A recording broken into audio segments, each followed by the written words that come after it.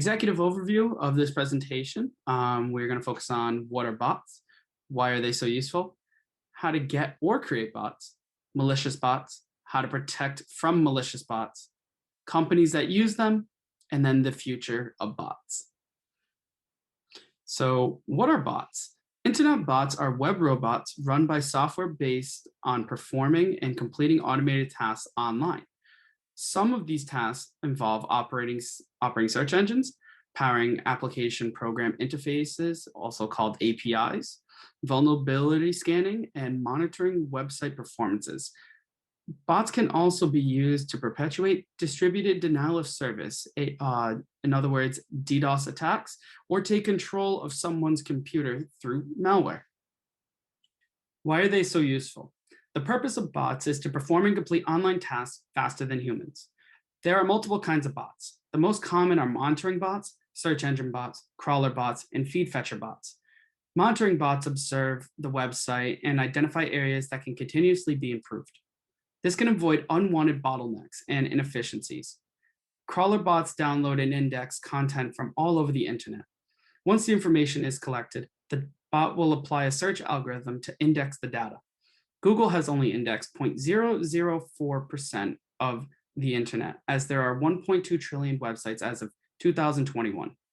This can be applied to when users type it in the search bar and different suggestions appear. These suggestions can help speed up the process of getting to a specific website more efficiently. Feed fetcher bots are programmed to retrieve data to be displayed on a website. These bots retrieve information for websites and mobile applications and display the data. How to create or get a bot. The first option is to download or use a program that allows you to create and modify a bot. This bot is already coded with the proper instructions to run. One program is AirSlate. This service allows you to create a bot with automated tasks, schedule tasks for the bot to perform, and requires no coding to configure the bot. The function of the bots can be specified once the program has been selected. For example, you can customize a chatbot and its output. Chatbots are implemented into Discord, Facebook Messenger, and many other messaging applications. Once you have customized the functionality of the bot, you can then deploy it. Bots can be obtained by downloading them. Many are fully functional and available for public use. Examples of downloadable bots are the IBM Watson Assistant, ManyChat, Amazon Lex, and Google Cloud's Dialogflow. Some bots are free for the public to use, while others, for instance, Google Cloud's Dialogflow, requires getting a quote before obtaining. So how do you create a bot? The second option is to create a bot from scratch.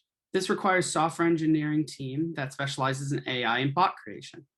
The process is broken down into different parts. The first part is find a purpose. Identify opportunities for an AI-based bot. Questions to answer are: what kind of bot does your company need? What is the goal of the bot? Number 2, conceptualize the flow. Design the functionality of the bot. What specific tasks is it going to perform?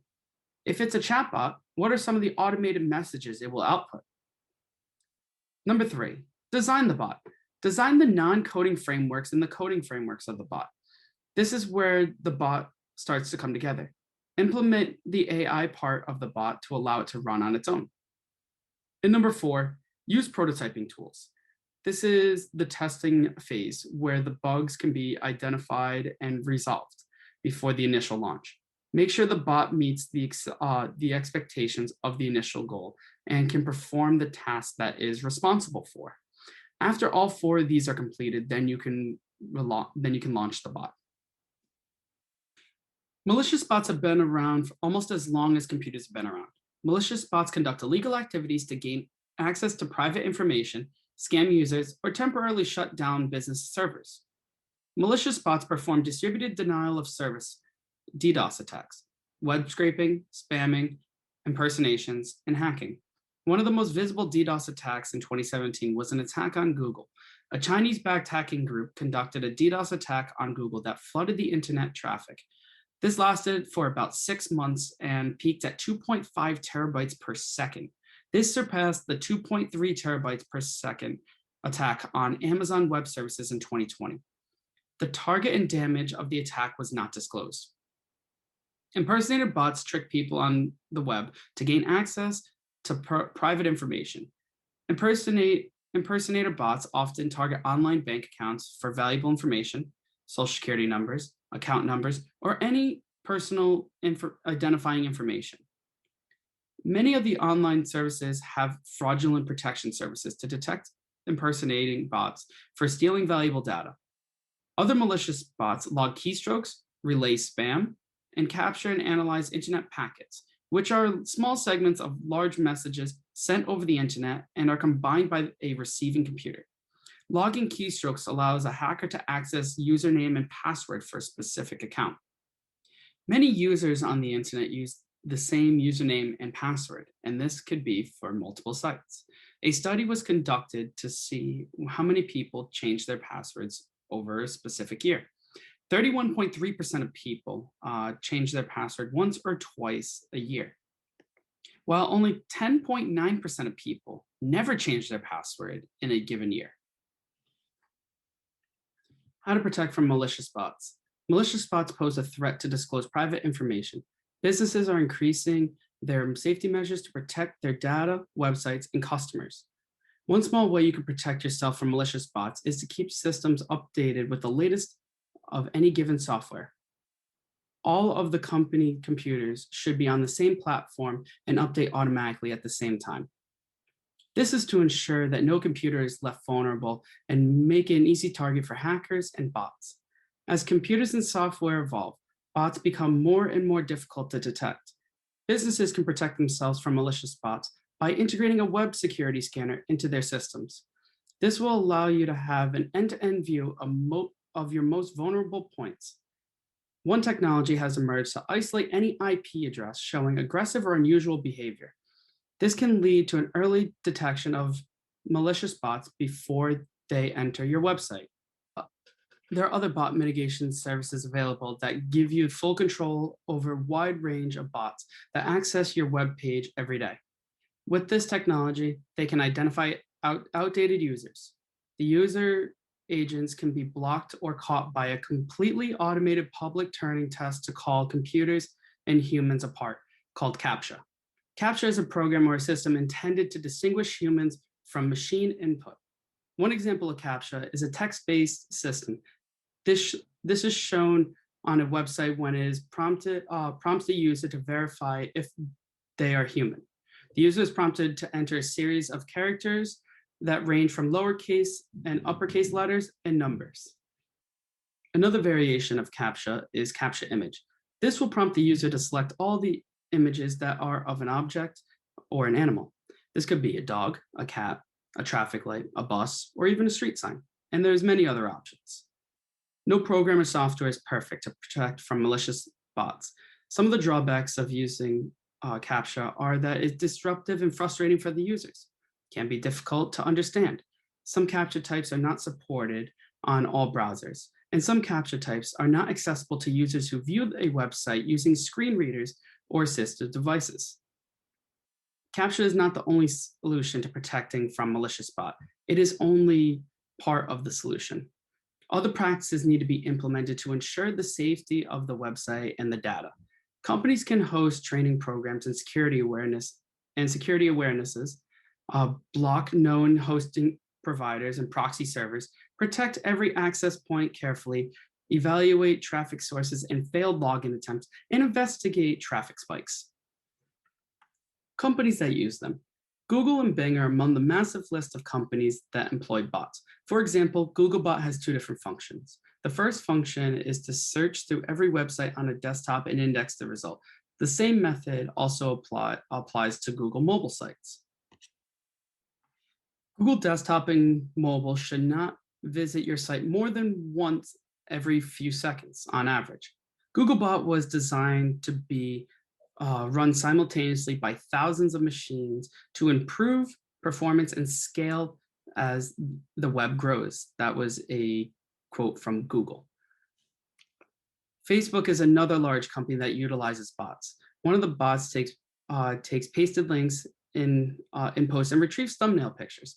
This could be a title page of a website or the embedded tag of a video. Bing deployed a bot called BingBot in 2010 that replaced the MSN bot. The bot supplies information to Bing's search engine, and indexes the information like a web crawler bot. The future of bots. The main focuses for this section are the market size, AI and machine learning, and voice assistant bots. The graph on the screen shows the market size of internet bots and over the next couple years. In 2019, the market size was $2.6 billion and looks to grow to over $9.6 billion by 2024. The future of bots will continue to grow as computers become more and more part of our daily lives. Humans will learn to adapt to internet bots and the growing functionality. Chatbots are becoming more and more personalized to better user experiences. The added personalization stems from the combination of natural language processing and machine learning practices.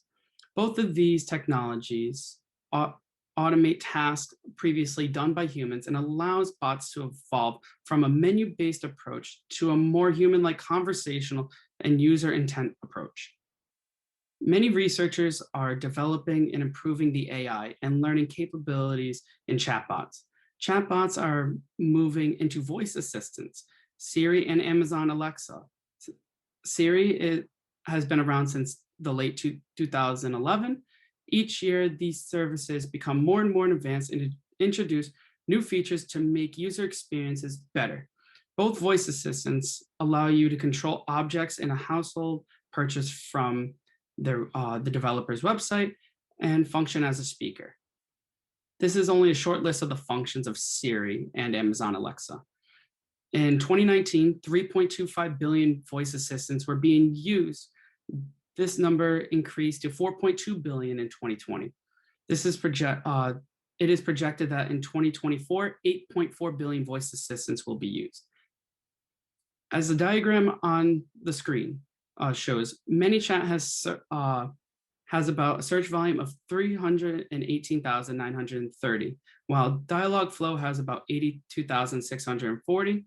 Chatfuel has 79,130. MobileMonkey has 21,100, and Haptic has 20,610. In total, this adds up to 522,410 search volume per month. In conclusion, developers are designing new bots with more advanced AI and machine learning. This allows bots to process information independently. This applies to both beneficial bots and malicious bots. Many precautions are being taken by businesses to protect themselves from these bots. Over the past years, companies are using software services to create bots specific to businesses' needs. For instance, protection and accessibility to confidential information. Bots will become more accessible in the future and be implemented in different ways.